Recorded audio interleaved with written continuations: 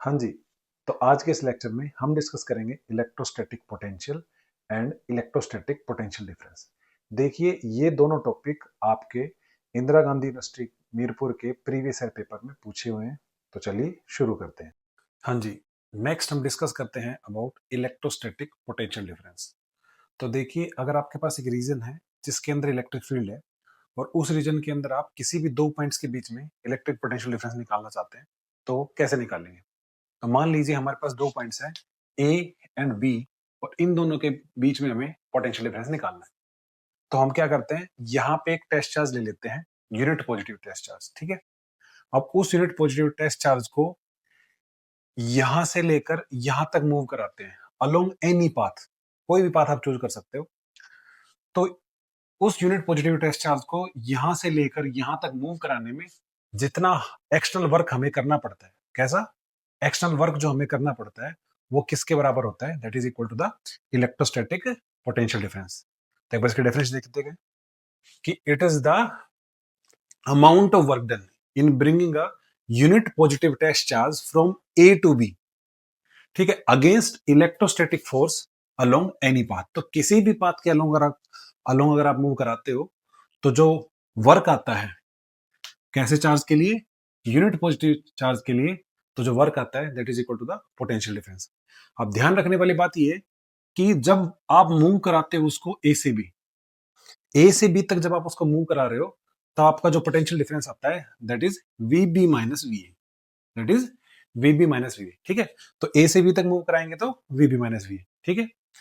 तो V B minus V A equals to W A B by Q naught. ठीक है। अब ये देखिए, ये इसके बराबर कैसे आता है? तो देखिए, मैंने आपको बताया कि जो हमें फोर्स लगाना पड़ता है, जो एक्सटर्नल फोर्स लगाना पड़ेगा, वो हमेशा कैसे लगेगा? देखिए, अब किसी भी एक रीजन में आपका इलेक्ट्रिक फील्ड है और उस चार्ज को आप मूव कराना चाहते हो, तो सिंपल सी बात है, जब भी कोई चार्ज पार्टिकल इलेक्ट्रिक फील्ड में रखा जाता है तो उसके ऊपर एक फोर्स लगता है और that is equal to Q naught E. किसके बराबर लगता है? Q naught E. तो इलेक्ट्रिक चार्ज को रखते उसके ऊपर फोर्स लगेगा और फोर्स लगते ही वो भागने लगेगा। ठीक है। लेकिन हमें इसको मूव कराना है यहां से लेकर यहां तक। अब चाहे इसके ऊपर फोर्स इधर लग रहा हो इधर लग रहा हो, हमें मतलब नहीं है।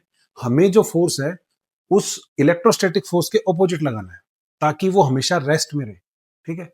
और उस रेस्ट वाली पोजीशन से बिल्कुल धीरे धीरे धीरे धीरे धीरे धीरे उसको ए से लेके बी तक हमें लेके जाना होता है। इस प्रोसेस को हम बोलते हैं क्वासी स्टैटिक प्रोसेस। क्या बोलते हैं इसको? Quasi static process.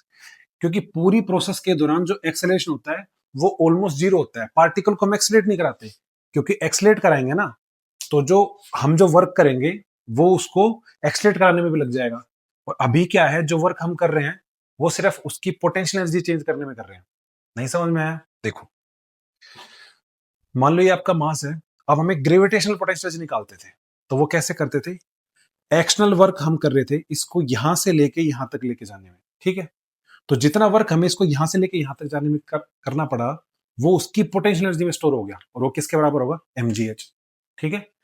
ऐसे ही यहां से लेकर यहां तक लेके जाने में यूनिट पॉजिटिव टेस्ट चार्ज को जितना हमें वर्क करना पड़ा, वो उसकी इलेक्ट्रोस्टैटिक पोटेंशियल एनर्जी में स्टोर हो जाता है। ठीक है। और हमें उसको एक्सेलरेट नहीं कराना होता, एक्सट्रीमली स्लो प्रोसेस होता है जिसको हम बोलते हैं क्वासी स्टैटिक प्रोसेस। तो अब ये देखते हैं कि वर्क डन क्या होता है। वर्क डन हमेशा होता है बाय द एक्सटर्नल फोर्स। तो वर्क डन होगा F dot D R by external force. मैंने बताया कि F external is always opposite to F electrostatics. Electrostatic force कितना लगेगा एक चार्ज पे? F equals to q E. तो F equals to q E हम यहाँ पे डाल देते हैं। ठीक है। ऑपोजिट है इसलिए एक नेगेटिव साइन आ जाता है, तो ये F equals to Q naught यहाँ पे फिर पुट कर दिया। इसकी वैल्यू जब हम यहाँ पे पुट करते हैं तो क्यू नोट से क्यू नोट कट जाएगा, ये minus E dot D R आएगा। ठीक है। तो एक सेकंड डेफिनेशन और बता सकते हैं हम कि इलेक्ट्रोस्टैटिक पोटेंशियल डिफरेंस किसके बराबर होता है? It is the negative of line integration from A to B. किसका? इलेक्ट्रिक फील्ड का। ठीक है। Negative line integration of electric field from A to B is the potential difference between B and A. ठीक है। चलिए, अब हम बात करते हैं कि इलेक्ट्रोस्टैटिक पोटेंशियल है ये कैसी क्वांटिटी है। देखिए, इलेक्ट्रोस्टैटिक पोटेंशियल आता है वो इन दो चीजों की डॉट प्रोडक्ट से आता है।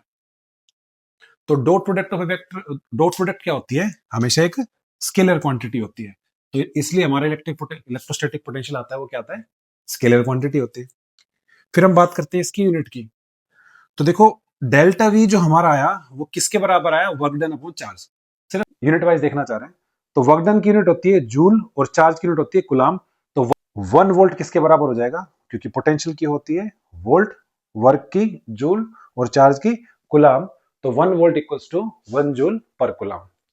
नेक्स्ट हम बात करते हैं इलेक्ट्रिक पोटेंशियल के बारे में। तो देखिए ये भी बिल्कुल सेम है आपका, बल्कि उसका स्पेशल टाइप है। किसका, इलेक्ट्रिक पोटेंशियल डिफरेंस जो हमने निकाला है उसका स्पेशल केस मान सकते हैं इसको। तो देखिए कि मान लो हमें किसी पॉइंट बी के ऊपर इलेक्ट्रिक पोटेंशियल निकालना है, तो वो कैसे निकालेंगे, कुछ नहीं करेंगे, एक हमारा रीजन दिया हुआ है जिसमें फील्ड है, और इस पॉइंट बी पे निकालने के लिए हम एक यूनिट पॉजिटिव चार्ज लेंगे, उसको इनफाइनाइट से उस पॉइंट तक जो हमें एक्सटर्नल वर्क करना पड़ेगा in moving this unit positive charge from infinity to that point, वो क्या होगा, इलेक्ट्रिक पोटेंशियल।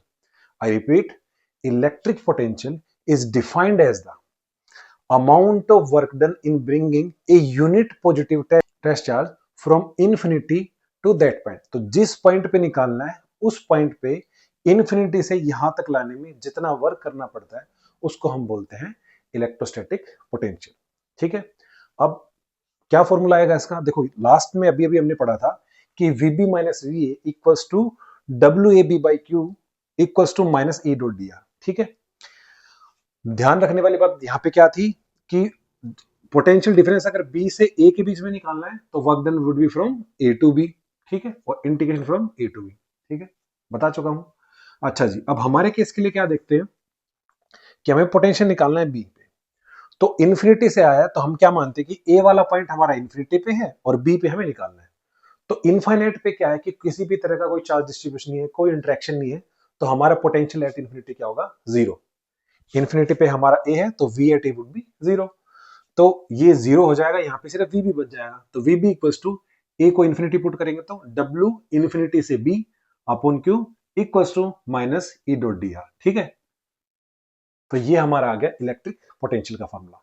तो electric potential at B would be equals to work done from infinity to B upon Q naught minus E dot D r, ये integration आएगा minus infinity से B तक। ठीक है, माइनस बाहर है इन्फिनिटी से B तक। ठीक है जी, अब ये जो इसकी SI यूनिट है वो बिल्कुल सेम है इलेक्ट्रिक पोटेंशियल डिफरेंस जैसे। इसकी SI यूनिट होती है वोल्ट और वर्क डन होता है आपका जूल की बराबर। वर्क डन की जो यूनिट होती है वो जूल होती है, चार्ज के कुलाम, तो 1 वोल्ट हमारा किसके बराबर होता है, 1 जूल पर कुलाम। ठीक है, और पोटेंशियल अगेन हमारी क्या है, एक स्केलर क्वांटिटी है। अच्छा, एक तरह की डेफिनेशन आप और पढ़ते हो कि 1 वोल्ट पोटेंशियल डिफरेंस कितना होता है। So the potential at any point is said to be 1 volt if work done in bringing a unit positive charge particle from infinity to that point is 1 joule। ठीक है, अगर एक coulomb charge को उस point तक लाने में 1 joule work करना पड़ता है तो पोटेंशियल हमारा क्या होगा, 1 वोल्ट। ठीक है, तो ये भी डेफिनेशन आती है कई बार एग्जाम में, तो आप याद कर सकते हो। और यहां पे भी सेम है कि ये माइनस साइन क्यों आता है, क्योंकि हमारा जो फोर्स हम एक्सटर्नल लगाते हैं that is always opposite to the electrostatic force. ठीक है, अगेन हमारा यहाँ पे जो मोशन होता है वो बिल्कुल स्लो होता है, एक्सट्रीमली स्लो, विदाउट एक्सेलरेशन उस चार्ज पार्टिकल को लेके आते हैं, तो acceleration is always tending to zero. ठीक है, और इसलिए हम प्रोसेस को क्या बोलते हैं, क्वासी स्टैटिक प्रोसेस।